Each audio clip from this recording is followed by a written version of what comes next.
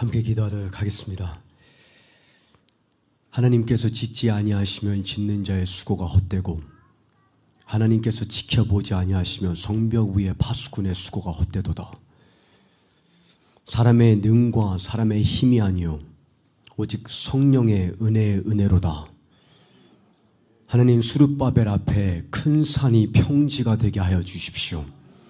하나님이 리디머 처치를 이제껏 인도하신 것이 이 교회, 이 공동체에 하나님께서 시작과 끝이 되시며 하나님만이 이 수원 지역의 알파와 오메가이심을 고백합니다. 여호와께서는 시작부터 종말을 고하며 선포하여 이르기를 내가 내 뜻을 다 성취하리니 그 무엇도 하나님의 뜻을 가로막을 수가 없음을 고백합니다. 예수님께 홀로 다윗의 열쇠가 있으니 그리스도께서 닫으시면 열 자가 없고 그리스도께서 여시면 닫을 자가 없음을 우리가 고백합니다. 하나님, 이 수원 지역에 이 리디머 공동체에 하나님의 처수를 세워주십시오. 하나님, 다윗을 집어삼킨 하나님의 열성이 이 공동체의 성도님 한 분 한 분의 심령을 집어삼키게 하여 주십시오. 하나님, 특별히 이 안에 치유의 기름 부으심이, 육체적인 치유가 필요한 성도님이 있습니다. 하나님, 지금 이 시간 치유의 기름 부으심을 증가하여 주십시오. 몸 안의 모든 병균 세포는 이 시간 예수님의 이름으로 치유될지어다. 하나님, 내적인 돌파가 필요한 성도님이 있습니다. 하나님, 지금 이 시간 그 마음을 위로하여 주십시오. 그 가정 안에 돌파가 있게 하여 주십시오. 재정적인 돌파가 풀어지게 하여 주십시오. 하나님, 자녀들의 삶 가운데 하나님의 아름다움이 계시되게 하여 주십시오. 하나님, 정말 이 공동체를 세워주심이 하나님의 손길을 우리가 고백합니다. 우리의 안고 일어섬을 주님께서 아시니 하나님, 계속해서 이 공동체를 통한 이 수원 지역에 하나님의 꿈을 성취하여 주십시오. 하나님, 특별히 지혜와 계시의 영이 이 공동체 가운데 더욱 깊이 풀어지기를 기도합니다. 예수님의 아름다움이 풀어지게 하여 주십시오. 예수님의 존귀함이 계시되게 하여 주십시오. 하나님의 뜻을 아는 지식으로 채우사 하나님께서 예레미야 3장에 내가 마지막 때 내 마음에 합한 목자들을 세우리니 그들이 그 다음 세대를 하나님 아는 지식으로 먹이고 양육하리라.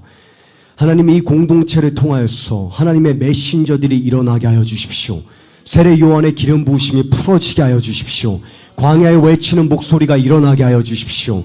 하나님, 이 다음 세대 가운데 예수님의 아름다움을 먹일 그러한 목소리들에게 기름 부어주시기를 기도합니다. 하나님, 오늘 이 하루 가운데, 오늘 이 말씀 가운데 오직 성령님만이 말씀하시고 성령님만이 우리의 속사람을 강건케 하여 주시기를 기도합니다. 하나님, 하나님이 보시는 것을 보고 하나님이 말씀하시는 것을 우리의 마음으로 받기를 원합니다. 하나님, 우리에게 들을 수 있는 기름 부으심을 증가하여 주십시오. 예수님의 이름으로 기도드렸습니다. 아멘. 네, 여러분 감사합니다. 여러분과 함께 이 자리에 있을 수 있는 것을 하나님의 은혜로 생각합니다. 제가 우리 담임 목사님과 사모님 오늘 처음 뵀지만 두 분이 뵈면서 제 마음 가운데 리디머 처치에 대해서 굉장히 감사한 마음입니다. 두 분과 잠깐 교제하는 가운데 제 마음에 왔던 감동은 이 공동체는 모험을 하는 공동체이구나. 여러분, 사람에게 모험만큼 위험하고 또 모험만큼 불편한 게 없습니다. 모든 사람은 익숙한 게 편합니다. 그런데 익숙한 배에 가만히 있고 싶으면, 안전하고 싶으면 결코 예수님과 무리를 걷는 기적을 경험할 수가 없습니다. 저는 여러분이 주님과 함께 배에서 나와서 무리를 걷는 그러한 기적을 경험하는 공동체가 되기를 간절히 소망해 봅니다. 하나님께서 우리를 홍해 바다로 몰아가실 때는 우리를 익사시키고 싶으시기 때문이 아니라 바다를 걷는 기적을 경험케 하시기 위함입니다. 그러하기 때문에 저는 목사님, 사모님 안에 그러한 다음 세대에 대한 비전과 믿음과 그리고 다음 세대를 위한다면 익숙함에서 벗어나기 원하는 갈망이 있다는 것을 느꼈습니다. 그 믿음과 갈망이 여러분 한 분 한 분에게 임파테이션 되기를 간절히 소망해 봅니다. 왜 우리가 익숙함에서 벗어나야 되냐? 저도 진평이라는 아주 작은 시골에 저희 아버지가 35년을 목회하셨는데 그 시골 논밭에서 자란 촌의 청년입니다, 제가. 근데 평생을 그 작은 공동체에서 살아가면서 저희 아버지가 제 어린 나이에서부터 하루에 7시간씩 기도를 하시던 분인데 저희가 이제 사는 지역에 이제 보통 비행기가 오고 갑니다. 근데 제가 8살 때 저희 아버지 한 번은 날아가는 비행기를 가르치시면서 재현아 두고 봐라. 이제 곧 우리가 하나님 앞에서 준비를 했대. 우리가 광야 외치는 목소리가 되면 저 비행기를 타고 세계를 향해서 나아가는 날이 올 것이다. 그때 당시에 그 총구석에 20명 교인들 목회하면서 저희 아버지가 1년에 한 번 저 롯데리아 사줄 그러한 재정도 없었습니다. 그런 어려운 시기 가운데 저희 아버지 마음에는 꿈이 있었습니다. 여러분, 마지막 때 요에서 2장을 보게 되면 내가 모든 육체 위에 성령을 부리니, 이거는 확률 게임이 아닙니다. 이거는 절대적인 하나님의 약속입니다.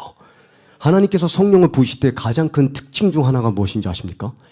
아비들이 꿈을 꿀 것이며, 여러분, 젊은이들이 환상을 보는 것보다 더 큰 기적은 아비들과 어미들이 익숙함에서 벗어나 꿈을 꾸기 시작하는 겁니다. 새로운 비전을 품는 거입니다. 저는 이 리디무 공동체에 그러한 아비들이 있음에 감사드립니다. 그래서 말라기 4장을 보게 되면 내가 마지막에 엘리야의 영을 부으리니 자녀들의 마음을 아비에게로, 아비의 마음이 자녀에게로 돌이키리라. 우리는 현실을 직면해야 됩니다. 이러한 글로벌한 예측할 수 없는 국제 정세 가운데 더군다나 우리가 사랑하는 조국이 대한민국은 그 어느 때보다 사회적으로 정치적으로 굉장히 어려운 위태로운 상황 가운데 있습니다. 근데 이 와중에 이런 글로벌한 위기 속에 세상은 우리에게 여전히 확률 게임만을 제시하고 있습니다. 트럼프 대통령이 취임하고 나면 대한민국 상황이 안정될 가능성 60% 또는 40%. 트럼프 대통령이 취임하고 나면 그린랜드랑 파나마를 살 가능성, 또는 이란의 이스라엘과 전쟁이 끝날 가능성, 우크라이나와 러시아의 상황이 종료될 가능성. 근데 여러분, 가능성을 따지는 것은 모래 위에 집을 짓는 것과 같습니다. 그것은 결코 안전한 토대가 될 수가 없습니다. 모래가 아닌 반석이라는 견고한 토대가 존재합니다.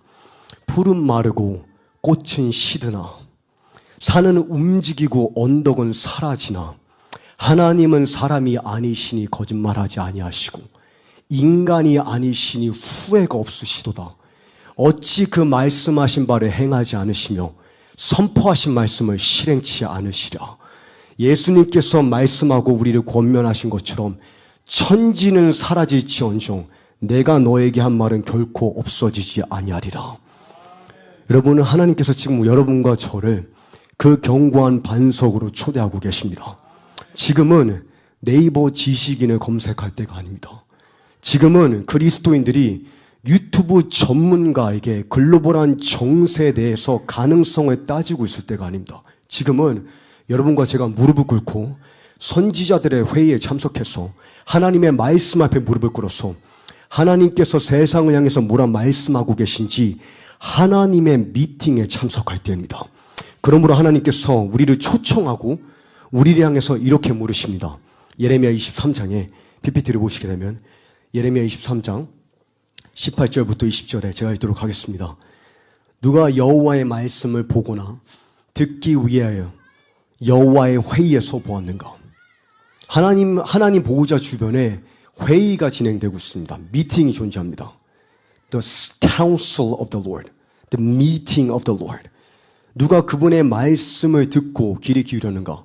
지금 온갖 전문가들이 자신의 소견으로 세상을 해석하고 있는 배경 속에서 선지자라는 타이틀을 걸고 세상의 흐름을 해석하고 있는 그런 배경 속에 하나님이 나는 너희를 내 미팅에서 본 적이 없는데 누가 여호와께서 뭐라 말씀하셔야 되는지 사람의 소견과 사람의 경험에서 비롯된 국제정세 해석이 아니라 하늘의 관점에서 요한계시록 4장을 보게 되면 이리로 올라오라. 이리로 올라오면 내가 하늘 보호자 외에 좌장하고 계신 여호와를 내게 보여주리니 장차 일어날 이들은 너에게 가르쳐주리라. 여러분과 제가 이 사람의 소견에서 하늘 보호자의 하나님의 미팅에 참석하는 자들 되기를 간절히 소망해 봅니다. 누가 그 하나님의 회의에 서서 하나님의 말씀을 듣고 귀를 기울였는가? 19절에 보라 여호와의 폭풍이라는 단어를 주목하시기 바랍니다. The whirlwind of the Lord. 이 폭풍을 불구하고 하나님께서 협력할 선을 이루신 게 아니라 여호와의 폭풍이라고 말합니다. 우리가 직면하고 있는 이 글로벌한 진동은 하나님의 약속을 해산하기 위한 진통입니다.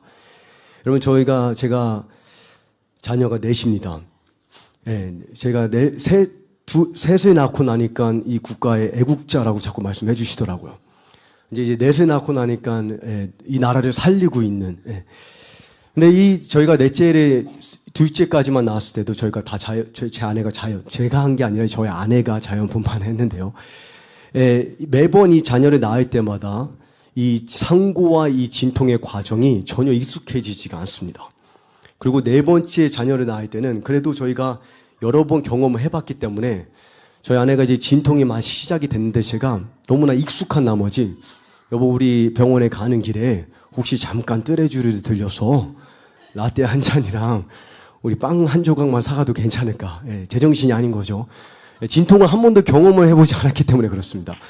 근데 딱 진통이 가진통에서 진진통으로 딱 바뀌면서 저희 아내가 이제 부르짖기 시작하잖아요. 주님의 얼굴을. 그때 제 아내 피부적으로 이제 이 순간에는 무통제라는 건 존재하지 않는다. 딱 진진통이 시작되면 무통제를 척추에다 박을 수가 없습니다. 사람의 너무 이 고통 때문에 가만히 있을 수가 없기 때문에. 여러분과 제가 살아가는 이 삶에도 무통제라는 건 존재하지 않습니다. 어쩌면 우리가 직면하는 고난이 되었던, 위기가 되었던, 국가적이든 개인적이든 여러분과 저는 반드시 이 상고를 통과해야 됩니다. 그런데 여러분, 상고가 올 때에는 그것은 아기를 낙태된다는 사인이 아니라 아기를 해산해야 된다는 사인입니다. 진통이 오기 전에 내가 아기를 낳고 싶다고 저희 아내가 넷째는 42주를 임신했습니다. 40주가 됐을 때 이미 이 아기는 빨리 나왔어야 됐습니다. 근데 7월 달에 42주를 임신하면 얼마나 몸이 무겁고 덥겠습니까? 그런데 내가 원한다고 해서 아기가 나오지 않습니다. 언제 아기가 나오냐? 진통이 시작되면 아기가 나옵니다. 진통이 시작되면 푸시하라는 사인입니다. 마찬가지로 국가적인 진통의 때에 여러분과 저는 이 산고를 결코 허비해서는 안 됩니다. 이 산고를 통해 이 지역을 향한 여러분의 공동체를 향한 하나님의 약속을 반드시 해산해야 될 줄 믿습니다. 그러하기 때문에 이 여호와의 폭풍이 나올 것인데 하나님께서 뭐라 말씀하시냐? 20절에 여호와 그분의 마음에 목적한 것들을 첫 번째 실행하고 execute. 하나님께서 세상을 통치하고 주관하고 계시는 건 우리가 다 압니다. 근데 여기서 한 단계 더 중요한 것이 있습니다. 하나님께서 세상에 집행하고 계시기 때문에 더 나아가 주님 마음에 목적이 있다는 겁니다. 이 진통은 그 목적을 성취해야 됩니다. 이 폭풍은 반드시 그 목적을 성취해야 됩니다. 코로나 바이러스가 창궐하는 가운데 세상이 다 셧다운되고 있을 때 우리는 반드시 물어야 됩니다. 하나님은 과연 무엇을 성취하고 계신가? 왜 그런 질문을 해야 됩니까? 여호와의 폭풍. 그러기 때문에 아모스 3장에 아모스 선지자가 말하기를 하나님께서 행하지 않으셨는데 어찌 재앙이 성읍에 임하겠느냐. 여호와께서는 그 마음의 비밀을 그의 종 선지자에게 보이지 아니하시고는 그 어떤 일도 행하지 아니하신다. 무슨 말이냐? 글로벌한 위기 가운데 세상이 다 흔들리는 것과 같을 때 학개서 2장을 보게 되면 내가 이제 곧 하늘과 땅을 다 진동하리니 흔들릴 수 있는 모든 것들이 진동되는 때에 만약에 하나님의 리더십이 보이지 않는다면 그것은 곧 하나님과 우리 삶 가운데 친밀함이 없다는 사인입니다. 하나님께서 그 나라를 흔드시는 가운데는 하나님의 목적을 성취하고 계시기 때문에 우리는 이 진통을 그냥 버티는 것이 아니라 이 진통을 통해 하나님의 목적을 반드시 해산해야 됩니다. 그러므로 하나님께서 약속하시기를 마지막 날에 너희가 이것을 분명히 이해할 것이라. 영어 표현해 보게 되면 In the latter days you will understand. 깨닫게 될 것이라. Perfectly. 완전히 깨닫게 될 것이라. 무엇을 완벽히 깨달아야 됩니까? 하나님은 집행하시는 분이 아니라 성취하신다는 겁니다. 이 폭풍을 통해서. 그러므로 나훔서에 말하기를 나훔서 1장에 그분의 길은 회오리 바람과 폭풍 속에 있고 His way is in the whirlwind. 하나님의 길이 폭풍 속에서 펼쳐지고 있다는 것입니다. 우리가 이해하고 있는 하나님의 주권은 모든 이 글로벌한 위기를 불구하고 결국에는 하나님이 언젠가는 개입하실 것이다. 근데 이것은 여러분이 얄팍한 하나님 아는 지식입니다. 하나님께서 지금 직접 설교하고 계시는 하나님의 리더십은 폭풍을 통해서 하나님께서 길을 펼치신다는 겁니다. 그러하기 때문에 폭풍 가운데 우리는 어떻게 하면 생존하느냐가 아니라 폭풍 속에 길을 내고 있는 하나님의 목적을 깨달아서 우리도 광야에 길을 내는 목소리가 되어야 할 줄 믿습니다. 여러분, 문제는 오늘날 제가 미국 사회를 보게 될 때, 미국 교회를 보게 될 때 너무나 진실되지만 미성숙한 하나님의 백성들의 모습을 보게 됩니다. A.W. 토저 박사, 지금은 저희 세대는 아니지만 저희 아버지 세대, 어떻게 보면 정말 탁월한 신학자이자 목회자였던 A.W. 토저 박사님이 교회의 가장 본질적인 문제가 무엇인가 이렇게 지적을 합니다. 하나님에 관한 천박한 개념이 성도들 사이에 만연한 탓에 도처에 온갖 악이 횡행하는 것이다. 왜 죄가 이 한국 땅 가운데 창궐하고 있는 것이냐? 왜 다음 세대 안에 이 음란의 영, 자살의 영, 낙태의 영, 온갖 죄가 만연하고 있는 것이냐? 백성들 안에, 성도들 안에 하나님의 개념이 하나님께서 소개하고 계신 개념이 아니라 우리의 익숙함과 경험에서 비롯된 저급한 신관이기 때문입니다. 그러하기 때문에 지금 이런 폭풍 속에서 하나님은 당신의 백성들에게 하나님이 부재 중이시기 때문이 아니라 하나님께서 무관심하시기 때문이 아니라 하나님께서 무능하시기 때문이 아니라 이사야 59장을 보게 되면 여호와의 손이 짧아서 너희를 구원하지 못하심이 아니요 여호와의 귀가 둔하여서 너희를 듣지 못하심이 아니라 그러나 오직 2절에 뭐라 말씀하십니까? 왜 국가적인 위기를 우리가 직면하고 있습니까? 이스라엘 백성은 하나님이 우리를 잊으셨다고 말합니다. 하나님께서 우리의 길을 잊으셨고 우리의 공의가 하나님께 보이지 않는다. 그러할 때 하나님께서 2절에 오직 너희의 죄악이 너희와 너희 하나님 사이를 갈라놓았고, 여기서 죄악이라는 이 단어 가운데 제가 한국 교회를 살펴보게 되면 지난 하나님의 은혜 가운데 제가 3개월이 한국에 살 수 있는 13년 만에 3개월을 살 수 있는 그러한 기회가 주어졌는데 한국에 이렇게 있으면서 제가 많이 느낀 게 무엇이냐면 한국만큼 살기 편한 나라가 없구나를 많이 느낍니다. 전 세계에서 가장 선진국이 미국이지만 살기 편안한 나라는 대한민국입니다. 그런데 여러분, 편안하고 안전하고 누릴 혜택이 많은 만큼 우리 안에 우리가 인지하지 못하는 그런 질병이 있을 수가 있습니다. 코로나 바이러스가 왜 무서웠는지 아십니까? 제가 이스라엘의 일정을 마무리 짓고 선교를 마무리 짓고 딱 이스라엘 공항에서 이제 미국으로 돌아오려는 그 순간에 저희보다 하루 일찍 이스라엘에 도착했던 그 공동체가 그 어떤 그룹이 이스라엘에 최초로 코로나 바이러스를 가져왔다는 것이 발견됐습니다. 한국 사람들이. 그래서 그날 이스라엘에 도착한 15,000명의 사람들이 비행기에서 내리지도 못하고 바로 한국으로 보내졌습니다. 그리고 제가 시카고 공항에 도착해서 거의 3시간을 검사를 받았습니다.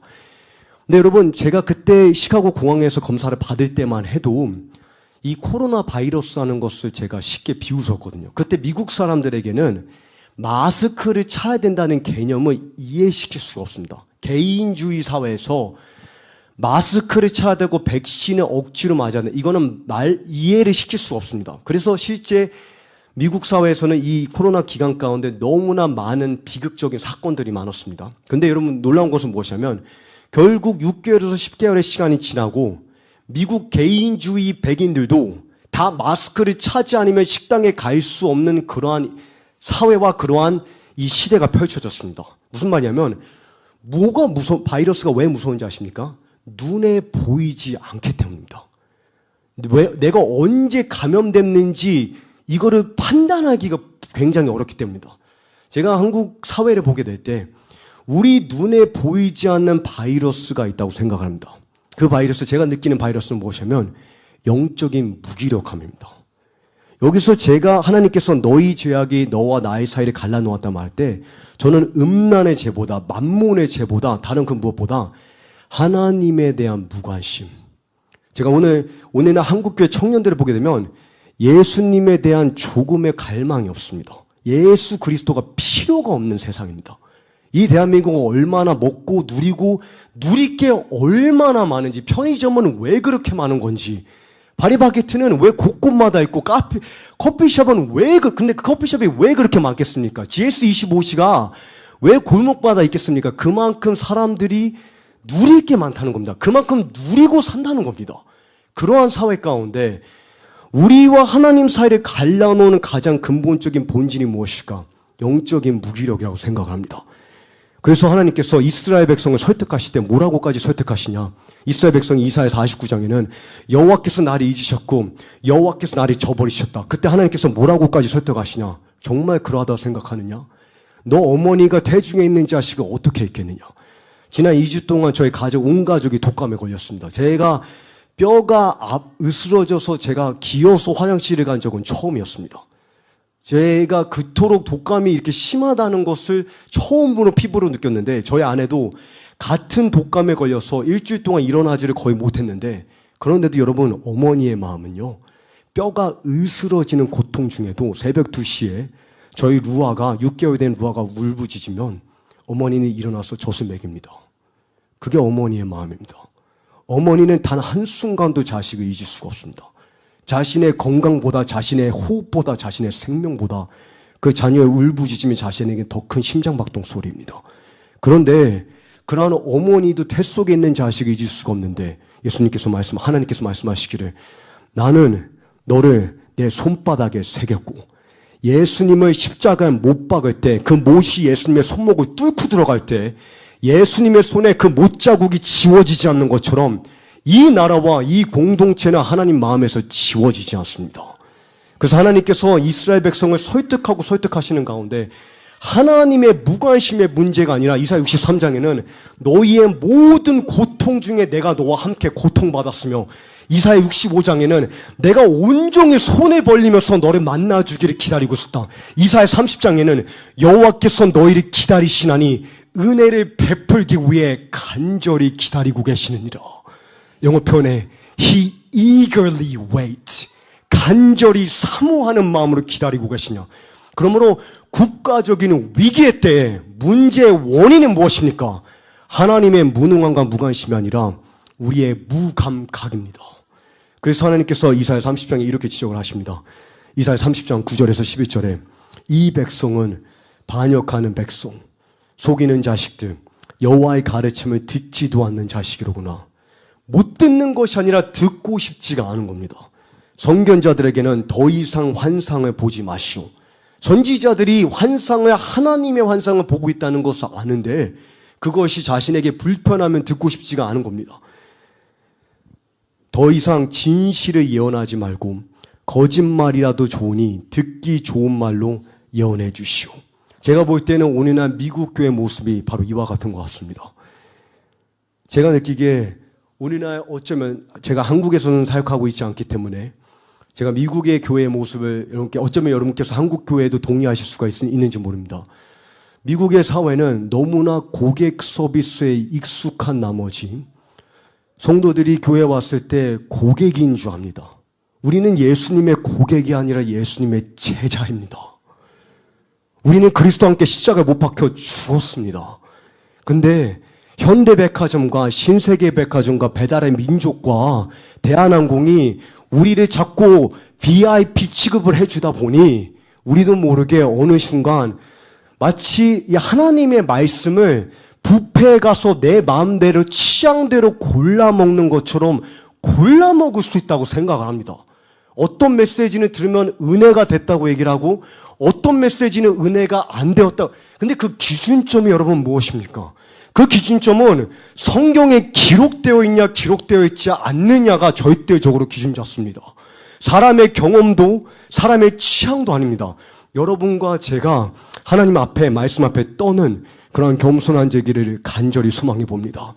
근데 이러한 사회 가운데 하나님께서 이 백성에게 말씀하시면서 결국 어떻게 설득을 하시냐면 이 국가적인 위기가 우발적으로 발생한 사고나 설명할 수 없는 비극이 아니라는 것을 이해를 시켜주십니다. 왜 하나님께서 이것을 이해를 시켜야 되냐면 이것이 그냥 이해할 수 없는 비극, 사고라고 생각한다면 이 상황이 그냥 종료되는 게 목적입니다. 그런데 우발적으로 발생한 사고가 아니라 여호와의 폭풍이고 하나님께서 진동하고 계시다면 우리는 반드시 이 징계의 손길 가운데 하나님의 열매를 맺어야 되기 때문입니다.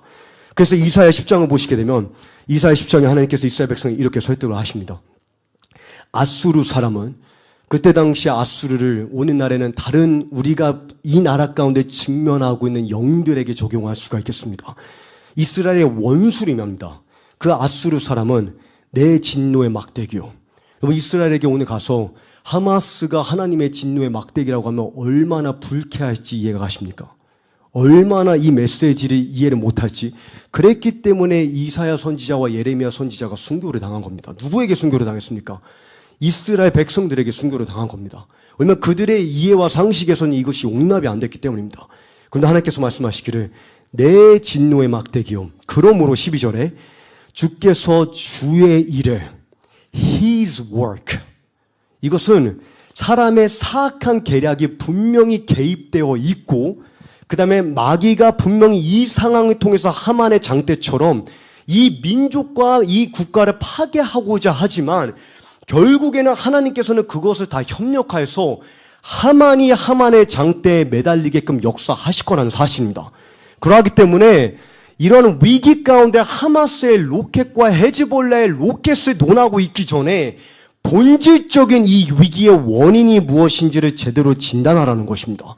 그러므로 주께서 주의 일을 시온산과 예루살렘에 다 행하신 후에 all his work accomplish, 하나님께서 다 성취하신 후에 그리고 아수르 왕의 완악한 마음의 열매와 높은 눈을 벌하시리라. 하나님께서 반드시 악인을 심판하시고 이 땅의 불의를 심판하시는 때가 있습니다. 그때가 반드시 옵니다. 절대로 악인들이 승승장구할 수 없는 하나님께서 개입하시는 순간이 있습니다. 근데 그 개입하는 순간이 있기 전에 먼저 이 진동과 이 징계의 손길이 우리 안에 맺어야 되는 열매가 있다는 것입니다. 그러므로 20절에 그날에 이스라엘의 남은 자와 야곱 족속의 피난한 자들은 다시는 자기를 친자를 의지하지 아니하고 이스라엘의 거룩하시니 여호와를 진실하게 의지하리니. 무슨 말이냐? 다시는 대한민국이 삼성전자를 의지하지 아니하고 이 나라의 경제력을 의지하지 아니하고 이 나라의 군사력을 의지하지 아니하고 미국과의 동맹국을 의지하지 않고 우리의 구원은 하나님밖에 없으며 우리의 소망은 예수 그리스도밖에 없다. 그 진리까지 오는 순간까지 하나님께서는 우리를 포기하지 않으시겠다는 겁니다. 여러분, 하나님께서 야복강가에서 야곱의 환도뼈를 부러뜨린 이유는 야곱을 불구자로 만들기 위함이 아니라 야곱으로 하여금 예수님의 품에 기대게끔 만들기 위함입니다. 그러하기 때문에 다시는 우리가 의지할 만한, 여러분 1907년도에 평양 대각성이 이 땅 가운데 임했을 때 물론 여러분과 제가 살아있지는 않았지만 이 나라가 얼마나 가난하고 궁핍한 나라인지 우리 다 들었습니다. 1970년도만 해도 이 나라가 얼마나 가난한 나라였는지, 여러분 우리의 지식이, 우리의 기술 발전이 삼성전자가, LG가, 현대가 이 나라를 지금 여기까지 12,000%의 한강의 기적을 이루었다고 생각하십니까? 절대 그렇지 않습니다. 성도들의 기도가 한강의 기적을 이룬 겁니다. 성도들의 눈물이 이 나라를 살린 겁니다. 근데 이 나라를 살려주실 때는 베트남보다 못 사는 이 나라를 하나님께서 30년 만에 12,000%의 경제 성장을 이루셨을 때는 목적이 있습니다. 우리 스스로 잘 먹고 잘 살라고 우리를 키워주신 게 아닙니다. 열방을 향해 빛과 소금의 나라가 되라고, 이스라엘을 시기케 하는 나라가 되라고, 열방 위에 중봉하는 제사장적인 나라가 되라고 이 나라를 살려주신 겁니다. 그러하기 때문에 하나님은 이 나라에게 심으신 그 하나님의 목적을 반드시 성취하실 것입니다. 저와 여러분이 이러한 진동의 때에 그러한 하나님의 폭풍을 시청하고 있는 것이 아니라 폭풍 속에 길을 내고 계신 하나님의 마음에 의해서 주님과 함께 길을 내는 목소리가 되기를 간절히 소망해 봅니다. 그러므로 우리는 반드시 물어야 된다고 믿습니다. 지금 여러분과 저는 질문하기를 원합니다. 오늘 한국 사회의 가장 시급한 필요는 무엇일까요? 최첨단 무기입니까? 혁신적인 기술입니까? 아니면 새로운 리더십입니까? 한국 교회의 가장 긴급한 필요, 많은 중요한 것 중 하나가 아니라 가장 시급한 것이 무엇이냐고 저는 여러분께 묻고 있습니다. 개선된 정책입니까? 교회 안에 교리적인 정확성입니까? 윤리적인 진실성입니까? 저는 이 모든 요소들이 분명히 중요하다고 믿습니다. 그런데 이보다 더 근본적인 필요가 있습니다. 바로 예수님의 아름다움에 대한 계시입니다. 예수님의 탁월하심에 대한 계시입니다. 예수님의 극상의 가치에 대한 감격입니다. 우리 안에 예수님의 영광과 독보적인 아름다움과 무한한 만족에 대한 새로운 감격이 회복돼야지만 이 땅 가운데 창궐하고 있는 죄를 반드시 정복하고 이길 수가 있습니다. 세상 가운데 교회가 무너지는 이유는 하나님의 영광을 못 보고 있기 때문입니다. 다시 말해서 하나님의 예수님의 아름다움을 보느냐 못 보느냐에 한 세대의 운명이 달려 있습니다. 예수님의 극상의 가치를 우리가 느끼고 경험하고 맛보는지 맛보지 못하는지에 이 나라의 운명이 달려 있습니다. 그 이는 이사야 선지자가 말하기를 지혜와 지식이 너희 시대의 견고한 안정이 될 것이며 Wisdom and knowledge will be the stability of your times. 모든 것이 다 무너지는 때, 모든 것이 다 흔들리는 때, 우리가 기대한 견고해 보였던 모든 토대들이 다 붕괴되는 때에 흔들리지 아니할 기초가 있으니 하나님을 아는 지식과 예수님의 아름다움을 앙망하는 지혜가 될 것이라. 그러하기 때문에 다니엘 선지자는 마지막 때에 대해서 약속하기를 오직 자기의 하나님을 아는 백성은 강하여서 용맹을 떨치리니 그들이 많은 일을 의의 길로 인도할 것이며 짙은 어둠 속에서 궁창의 별처럼 밝게 빛날지라. 여러분, 밤하늘이 어두울수록 어둠이 더 짙을수록 별은 더 밝게 빛나는 법입니다. 여러분과 저의 부르심은 짙은 어두움 속에 죄가 승승장구하는 것 같은데 하나님의 아름다움과 영광을 우리의 삶 가운데 비추는 것입니다. 누가? 오직 자기의 하나님을 아는 자, 지식적으로 아는 자가 아니라 마음에, 예수님께서 거기서 말씀하시기를 이 백성이 입술로는 나를 공경하나 그들의 마음은 내게서 멀도다. 여러분, 지금 우리에게 필요한 것은 정확한 교리가 아니라 우리의 심령의 예수님에 대한 감격입니다. 예수님의 아름다움에 대한 신경입니다. 다시 한번 예수님이라는 단어 들었을 때 여러분과 제 눈가에, 여러분 제가 본 아름다운 광경 중에 가장 아름다운 순간이 언제였는지 아십니까? 제 영적 아버지 나이가 68세이십니다. 토요일 날 제가 섬기던 국제 기도회 집에는 24시간 저희가 기도회 집 운영을 하지만 보통 토요일이나 주일이 되면 사람들이 거의 없습니다.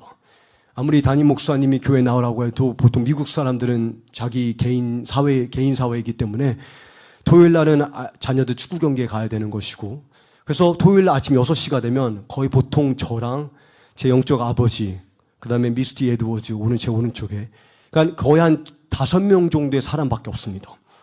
근데 세계적인 거장 중에 거장이라고 손꼽히는 제 그 영적 아버지가 하루는 새벽 6시에 어떤 선교사님이 찬양을 부르고 있는데 조나스 파커의 Grateful Love, 하나님의 그 감사한 사랑이라는 제목입니다. 그 찬송을 부르고 있는데 제 왼쪽에 저도 모르게 이렇게 눈을 뜨고 딱 봤는데 제 영적 아버지가 갓난 아이처럼 울고 계시더라고요. 그 찬송가를 부르면서. 정말 2만 5천 명 앞에서 4만 명 앞에서 설교하는 그런 최고 거장 중 거장이 한 분의 청중 앞에서 여전히 눈물을 흘리고 있는 모습 보면서 하나님, 나에게 저러한 심장을 주십시오. 내 일평생에 예수명한 저러한 감격을 주십시오. 제 안에 그 순간에 꿈이 생겼습니다. 제 안에 그 순간에 예수명한 언약이 생겼습니다. 하나님, 내 80대에 나는 저러한 심장을 사수하기를 원합니다. 예수님 향한 저러한 감격을 지키기를 원합니다. 지금 한국교회의 가장 시급한 필요가 무엇입니까? 예수님의 아름다움에 대한 계시입니다. 그러하기 때문에 이사야 선지자는 우리를 약속하고 우리를 위로하고 또 우리를 권면하기를 이사야 35장에 여호와의 영광, 곧 우리 하나님의 아름다움을 보리로다. 영어 표현해 보게 되면 excellencies of our God, 하나님의 탁월하심을 보게 되리로다. 너희는 약한 손을 강하게 하며 떨리는 무릎을 굳게 하며 겁내는 자들에게 이기를 굳세어라, 두려워하지 말라. 보라, 보라, 보이십니까? 보라, 눈을 떠서 보좌 위에 자정하고 계신 하나님을 보라. 사도 요한이 하늘과 땅 아래 7인을 떼고 두루마리를 펼쳐서 이 지구에 에덴 동산을 회복할 존귀한 사람이 있는지, 인간적인 영웅이 있는지 찾아보았으나 하늘에도 존귀한 자가 없었고 땅에도 존귀한 자가 없어서 크게 심히 애통합니다. 그때 모든 인류의 절망을 깨트릴 복음이 선포됩니다. 울지 마라. Weep no more, John. 요한아, 울지 마라. 그리고 뭐라 말합니까? 보라, 유다의 사자가 이기셨으니. 지금 한국교회 가장 시급한 메시지는 Behold, 보라, 예수님의 아름다움을 보라. 군대가 진을 치고 우리를 집어 삼키려고 할 때 내가 여호와께 갈망하는 한 가지, 이 한 가지의 비전을 일평생 추구하리니 내가 여호와의 전에서 여호와의 아름다움을 앙망하며 예수님의 영광이 이 세대 가운데 계시되어야 될 줄 믿습니다. 그러하기 때문에 호세아 선지자가 우리를 격려하고 권면하기를 오라, 하나님께로 돌아가자. 왜 하나님께로 돌아갑니까? 왜 힘써 전심 전력을 다해 우리의 모든 호흡을 다 바쳐서 우리가 부른 찬송가처럼 우리의 전심으로 왜 하나님을 추구해야 됩니까? 그가 말하기를 여호와께서 찢으셨지만 우리를 고쳐주실 것입니다. 누가 우리를 찢습니까? 근데 더 중요한 질문이 이겁니다, 여러분. 왜 찢습니까? 제가 최근에 갑자기 충치가 발견돼서 치과를 가게 됐는데, 이 30살이 지나고도 여태까지 저는 치과가 그렇게 싫습니다. 혹시 치과에서 일하시는 분이 계시면 감사드립니다. 예. 근데 치과의 그 소리만 들어도 너무 싫은데, 두 번째 제가 분명히 이 신경을 치료할 때 갑자기 마취제를 안 넣어주시고 그냥 막 쑤셔대시는 거예요. 막 갈고. 근데 이 고통과 아픔이 오고 가지만 더 극단적으로는 제가 많은 분들이 가끔 뵙다 보면 어떤 분들은 암 말기 환자이신 분들이 그런 말씀을 하실 때가 종종 있습니다. 종교사님, 저는 제가 암인 줄 몰랐습니다. 아프지가 않았습니다. 내가 아프고 내가 느끼고 못 느끼고는 나의 상태를 진단해 주지 않습니다, 여러분. 그거는 엑스레이를 통해서 CT 스캔을 통해서 내 안을 정확하게 검사해야지만 내 안에 뭐가 있는지, 어떠한 충치가 있는지, 어떠한 암이 제거돼야 되는지를 정확하게 분별할 수가 있습니다. 하나님께서 찢으신다고 말씀하실 때는 우리를 파괴하신다는 말씀이 아니라 혹독한 주님의 마음을 이야기하는 것이 아니라 포기할 수 없는 주님의 간절한 심령을 우리에게 계시하는 것입니다. 의사가 왜 환자의 몸을 찢습니까? 그 몸 안에 있는 질병을 제거하기 위해서 찢는 겁니다. 살리기 위해서 찢는 것입니다. 그러므로 호세아 선지자가 그가 찢으셨지만 그가 우리를 고쳐주실 것이다. 그가 때리셨지만 우리를 싸매주실 것이다. 그러므로 3절에 말하기를 그래서 우리가 여호와를 알자. 여호와를 알기 위해 전심전력하자. 지금 우리가 전쟁을 선포해야 되는 적은 외부에 있는 것이 아니라 우리 내면에 있습니다. 영적인 무기력함을 향해서, 그 여리고성을 향해서 이제 영적인 나태함을 향해 전쟁을 선포해야 될 줄 믿습니다. 일어나 깨어나라. 이사야 선지가 이사야 51장에 여호와여 깨어나소서 깨어나소서. 왜 하나님 주무시고 계십니까? 그냥 하나님께서 뭐라 답하시는지 아십니까? 이 시온을 지키시는 여호와는 주무시지도 아니하시고 졸지도 아니하시는도다. 그러면 이사야 52장에 깨어날지어다 시온아 깨어날지어다. 깨어나야 되는 것은 여호와가 아니라 우리의 심령입니다. 그러므로 전심전력하여 여호와를 알자. 그가 오심은 새벽의 광명처럼, 밤하늘이 아무리 어두울지라도 새벽이 오면 반드시 해가, 그 빛이 어둠을 깨트리고 아침을 알립니다. 그리고 반드시 이 추운 겨울을 끝내 반드시 봄이 오게 됩니다. 마찬가지로 그가 봄빛처럼 우리에게 임하시리라. 여러분, 이 지역 가운데 이 세대에게 하나님께서 새벽의 광면처럼 반드시 빛을 비추실 거라 믿습니다. 이 대한민국이 반드시 영적인 무기력으로 끝나는 것이 아니라 하나님께서 반드시 우리 안에 예순명한 갈급함을 살려주실 거라 믿습니다. 그러하기 때문에 여러분과 저에게는 선택이 있다고 믿습니다. 제가 이제 이것으로 메시지를 마무리 짓기를 원합니다. 저는 여러분에게 그냥 단순히 감동을 드리는 것이 목적이 아닙니다. 저는 이 순간 여러분에게 선택을 요구하기 원합니다. 히브리서 3장에 말하기를 너희가 오늘 여호와의 말씀을 들었거든 너희는 오늘 하나님께 반응하라. 오늘 하나님께서 저는 여러분을 초청하고 계시다고 믿습니다. 그 초청이 바로 히스기야 시대입니다. 히스기야를 보게 되면 히스기야는 국가적인 영웅이어자 그리고 영적인 거장입니다. 그가 이 아수르 군대가 이스라엘에 치러 왔을 때 18만 5천 명의 군인들이 예루살렘을 포위했을 때 그가 무릎을 꿇고 기도하자 하나님께서 딱 한 명의 천사를 보내시는데 상상해 보시기 바랍니다. 실제로 만약에 이 나라에 전쟁이 터져서 중국이 되었던 북한이 되었던 이 나라에 18만 5천 명의 군인들이 서울을 포위하고 있는 상황 가운데 어떤 목사님이 무릎을 꿇고 기도를 하는데 하나님께서 실제로 천사를 보내서 18만 5천 명의 군대를 전멸시키셨다. 얼마나 큰 부흥의 기적입니까? 그리고 또한 그의 건강이 쇠퇴해서 그가 하나님 앞에 부르짖습니다. 그랬을 때 하나님께서 15년 그의 건강을 연장시켜 주십니다.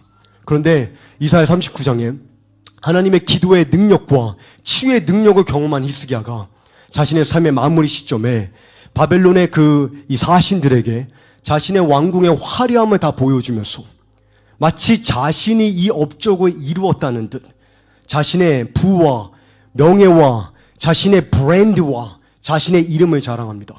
그랬을 때 하나님께서 이스라엘에게 다시 한번 심판을 선포하십니다. 근데 이번에는 히스기야에게 심판을 선포하신 것이 아니라 그 다음 세대에게 심판을 선포하십니다.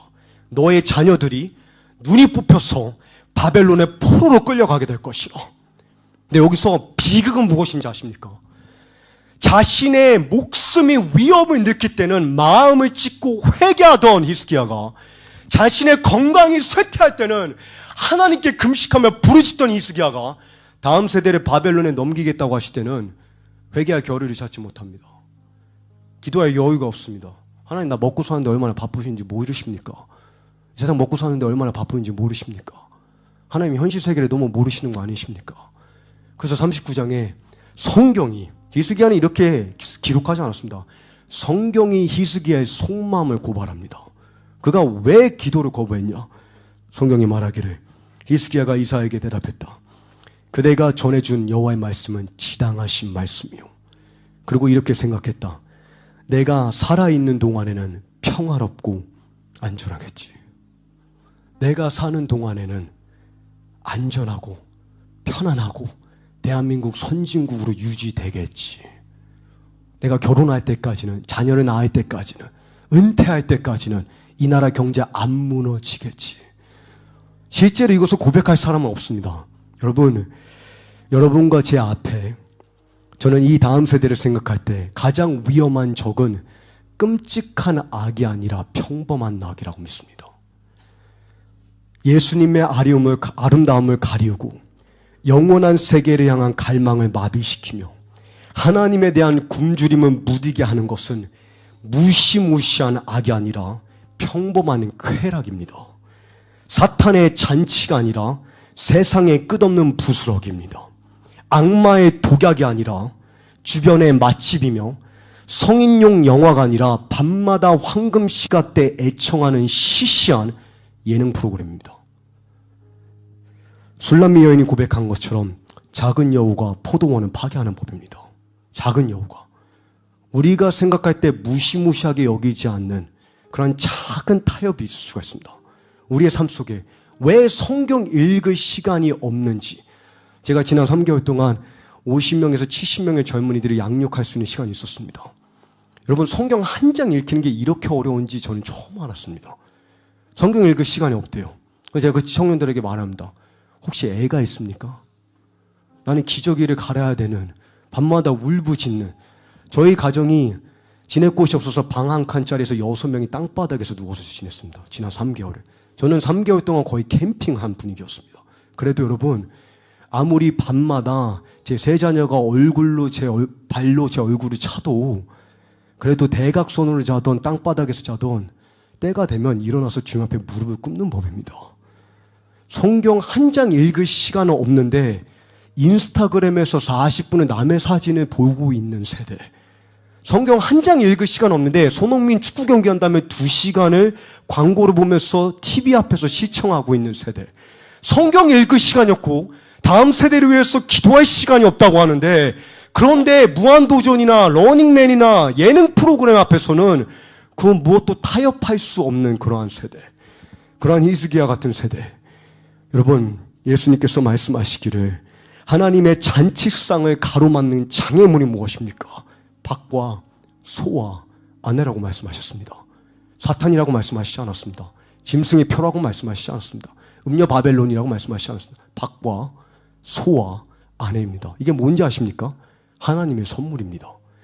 하나님의 선물이 하나님의 자리를 대신하게 되면 그것이 은밀하게 우리의 마음 가운데 우리 안에 우상을 잠식시키기 시작합니다. 우리의 영을 잠식시키기 시작합니다. 그러하기 때문에 저와 여러분에게는 선택이 있다고 믿습니다. 히스기야와 같은 시대에 저는 여러분 한 분 한 분이 다윗과 같은 사람이 되기를 간절히 소망해 봅니다. 다윗과 히스기야를 구별짓는 것이 무엇인지 아십니까? 다윗은 아무도 그의 이름조차 모를 때, 그의 존재성조차 아버지가 인정해주지 않을 때 그가 베들레헴 에브라다에서 하나님께 언약을 맺습니다. 그가 골리앗을 정복하기 전에, 그가 압살롬과 아말렉을 정복하기 전에, 하나님 앞에 어떠한 업적을 성취하기 전에 그의 마음 가운데 그 세대를 향해서 하나님께 언약을 맺습니다. 이것은 바람이 아닙니다. 하나님 그렇게 해 주실 수 있으면 나한테 그렇게 해 주십시오가 아닙니다. 하나님, 내 호흡이 있는 동안에는 내 세대 가운데 내 자녀들을 남에게 양보하지 않겠습니다. 이 세대의 편의와 안일함에 팔아넘기지 않겠습니다. 내가 살아있는 동안에 내 가정은 내가 지키겠습니다. 그것이 다윗의 언약입니다. 그래서 시편 132편을 보게 되면 우리는 시편 27편을 너무나 잘 알고 있습니다. 내가 여호와께 갈망하는 한 가지. 여러분 그거 아십니까?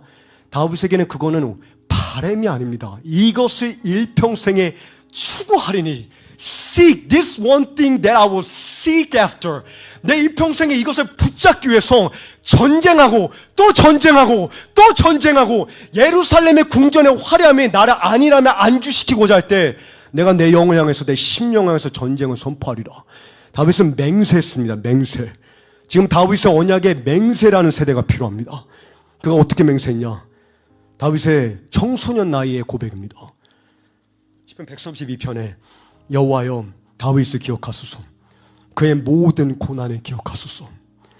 그가 여호와께 맹세하고 야곱의 젖는 자에게 소원하기를 내가 내 집의 방으로 들어가지 아니하며 내 침상의 안식에 오르지 아니하리라. 보이십니까? 내 침상에, 안일함에, 편안함에, 그러니까 물질 만능주의, 육신의 정욕에, 세상이 다 그 방향으로 간다고 해도 하나님, 나는 이 땅에 선을 걷고, 다윗의 장군들 가운데 30명의 장군들 중에 삼마 장군이라는 사람이 있습니다. 그 사람이 말하기를 온 이스라엘이 다 후퇴하는 가운데 그가 손에 창을 들고 선을 걷고 하나님께서 그에게 기름 부으실 때까지 블레셋을 치더라. 그러할 때 하나님께서 그에게 승리를 주셨더라. 여러분, 손에 칼을 들고 이제 땅에 선을 그어야 되는 삼마 장군들이 필요합니다. 세상은 여러분의 이름은 모르겠습니다. 근데 하나님, 내가 한 가정의 아버지로서 이제 시몬과 같은 선택을 내리겠습니다. 한 가정의 어머니로서 내가 90세의 안나처럼 하나님의 처소에서 예수님의 오시기를 준비하며 밤낮으로 하나님의 아름다움을 예언하는 자가 되겠습니다. 안나는 자신이 선견자라고, 자신이 예언의 기름 부으심이 있다고 그렇게 소개한 적이 아마 없을 겁니다. 그녀는 평생 과부였습니다. 하늘의 관점에서는 과부가 아닙니다. 이 세대 가운데 하나님의 오시기를 준비하는 하나님의 선지자이자 중보자였습니다. 다윗처럼 언약을 맺기를 내가 내 침상에 오르지 아니하며 내 눈꺼풀로 졸게 하지 아니하며 잠을 주지 아니하리니 여호와를 위한 처소, 야곱의 전능자를 위한 거처를 찾기까지, 영어 표현의 until, 하나님 당신의 유업을 이 나라 가운데 취하시는 그날까지 내가 물러서지 않겠습니다. 우리 다음 세대 가운데 죽어가고 있는 물질 만능주의의 이 세상의 편의 가운데 예수님에 대한 아무런 감각 없이 모든 영적인 신경세포가 죽어가고 있는 그러한 중풍병자와 같은 이 다음 세대 가운데 하나님의 생기가 들어가기까지 내가 물러서지 않겠습니다. 여러분이 그 한 사람이 되시기를 간절히 소망해 봅니다. 여러분, 이것은 리디머 처치의 담임 목사님만을 위한 부르심이 아닙니다. 제가 여러분은 뭘 격려하기 원하는 것이냐면, 어쩌면 여러분은 선교사님, 내가 보탤 게 많지 않은데요, 나에겐 시간이 많지 않은데요. 그렇습니다. 저희 아내한테는 단 30분도 무릎 꿇고 기도할 수 있는 시간의 여유가 지금은 없습니다. 그런데 저희 아내가 저희 루아를 안으면서 모유수유를 하면서 그 피곤한 새벽 2시에 주님을 생각하면서 내 맘에 주여 소망되소서, 그 주님을 향해 부르는 그 단 1분의 단 60초의 고백이 주님께 상달된다는 거 아십니까? 여러분, 일터에서, 저는 여러분에게 여러분의 직장이 중요하지 않고 일터가 중요하지 않다는 말이 아닙니다. 여러분의 일터에서 다니엘처럼, 요셉처럼 그 여러분의 일터 가운데 그 분주함 속에 단 60초 주님을 바라보면서, 예수님, 나의 극상의 가치가 지닌 상급이 되어 주십시오. 내 이 일 속에 주님의 아름다움을 계시하여 주십시오. 주님의 아름다움을 변호하여 주십시오. 저는 여러분을 초청하기 원하는 것은, 어쩌면 여러분은 너무나 여러분이 연약해서 주님께 드릴 것이 없다라고 생각할 수가 있습니다. 제가 5월 달에 이스라엘을 방문했을 때 제 심정이 그러한 심정이었습니다. 1200명의 유대인들이 암살당한 그 현장 가운데 제가 섰었을 때, 하나님, 내가 이 세대 가운데 무슨 변화를 가져올 수 있습니까? 무슨 보탬이 될 수 있겠습니까? 그때 갈릴리 바다 앞에서 주님께서 저를 초청하신 게 이것입니다. 재현아, 내가 너에게 요구하는 것은 찢겨진 빵 5조각, 찢겨진 너의 그 전부를 내게 가져오는 것이다. 여러분, 여러분에게 드릴 게 많이 없을 수가 있지만 그 찢겨진 여러분의 전부를 주님께 내어드리면 하나님께서 반드시 이 수원 땅과 이 공동체 가운데 큰 일을, 새 일을 행하실 줄을 믿습니다.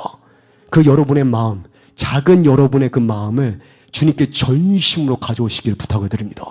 그래서 이 본문의 말씀을 약속으로 취하면서 제가 함께 이제 기도하는 시간으로, 또 찬송하는 시간으로 가도록 하기 원합니다. 목사님 괜찮으시면 그 마지막으로 부른 우리 전심 찬송 저희가 함께 부르셨으면 좋겠습니다. 저희가 한 목소리를 봉독하기 원합니다. 미가서 5장 2절에 시작.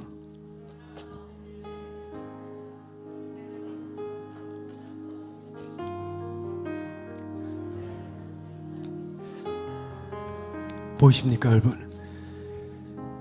베들레헴 에브라다야, 비록 내 눈에 너의 삶이, 너의 시즌이 예루살렘 궁전처럼 화려하지 않고 너무나 초라하고 하찮은 마국간과 같아 보일지라도 너로부터 이스라엘의 통치자가 나올 것이라. 여러분, 하나님은 여러분을 초청하고 계십니다. 폭풍 속에 하나님은 길을 내고 계십니다. 근데 그 폭풍 속에 여러분께서 이 시대에 이 글로벌한 재난을 시청하고 있는 방관자가 아니라 하나님의 통로가 되었어. 이사야 39장에 그 히스기의 절망이 히스기의 패망으로 끝나지 않고 이사야 40장으로 이어지는 것을 우리가 보게 됩니다. 40장의 내용이 무엇입니까? 내 백성을 위로하라. 내 백성을 위로하라. 광야에 외치는 목소리가 있어. 외쳐 이르기를 여호와의 길을 준비하라. 높아진 산들은 낮아질 것이며 울퉁불퉁한 곳은 평지가 될 것이며 하나님의 대로가 열릴 것이니 모든 육체가 하나님의 영광을 보리라. 여러분이 그 목소리가 되시기를 바랍니다. 히스기야와 같은 시대 가운데 광야에 외치는 목소리가 되어주시기를 부탁드립니다. 하나님, 내가 그 목소리가 되기를 원합니다. 찢어진 5조각 같은 베들레헴 같은 내 삶 속에 하나님 기름 부어주십시오. 기도의 기름을 부어주십시오. 예배의 기름을 부어주십시오. 하나님, 순종의 삶으로 예수님의 아름다움을 변호할 수 있는 기름을 부어주십시오. 여러분께서 자리에서 일어나서 하나님께서 그 여러분 한 분 한 분을 만져주시기를, 하나님, 내가 그러한 목소리가 되기를 원합니다. 이 히스기야의 영이 정복해가고 있는 이 대한민국 가운데 하나님, 광야의 길을 내는 목소리가 되게 하여 주십시오. 내 삶이 스데반 집사처럼 하나님 보시되 그 하나님 복음을 설교하고 그 세대 가운데 예수님의 아름다움을 변호하는 자가 되게 하여 주십시오. 하나님, 이 공동체 안에 시몬과 안나들을 불러주시기를 기도합니다. 우리 다음 세대 가운데 세례 요한의 영을 부어주십시오. 다니엘들을 구별하여 주십시오. 여러분께서 여러분의 그 속사람을 위해서 기도하시기 바랍니다. 하나님, 내가 조금이라도 반응하기 원합니다. 하나님, 나에게 무엇을 요구하기 원하십니까?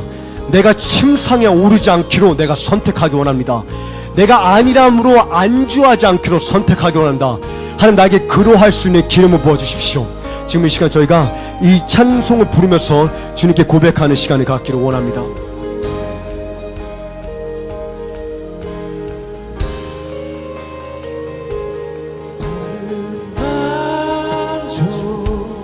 내게 전혀 없네. 오직 주님만이 전부시. 하나님, 이것이 우리의 고백입니다. 우리가 이것을 선택하기 원합니다. 내 호흡 따도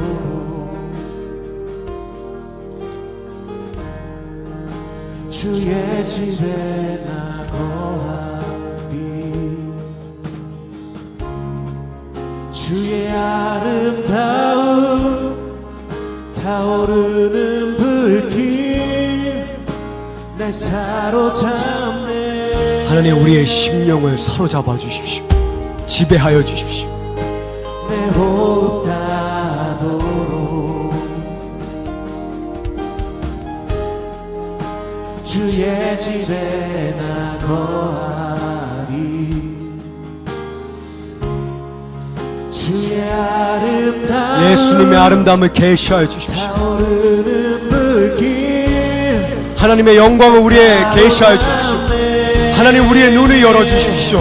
전심으로 주의 얼굴 바라보며 내 평생에 주님만을 사랑하리. 다른 만족 내게 전혀 없네. 오직 주님만이 전부시라. 전심으로 주의 얼굴 바라보며 내 평생에 주님만을 사랑하리. 다른 만족 내겐 전혀 없네. 오직 주님만이 내 전부시라. 주 안에 어떻게 되는 그날까지 주의 선하심 날 떠나지 않네. 주 안에 어떻게 되는 그날까지 주의 선하심 날 떠나지 않네.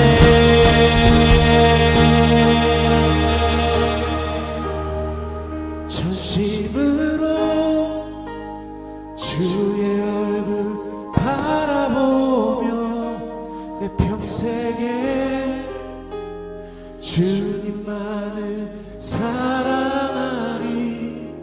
다른 만족 내게 전혀 없네. 오직 주님만이 전부시라. 지금 이 시간 우리 담임 목사님께서 축복 기도해 주시면 좋겠습니다.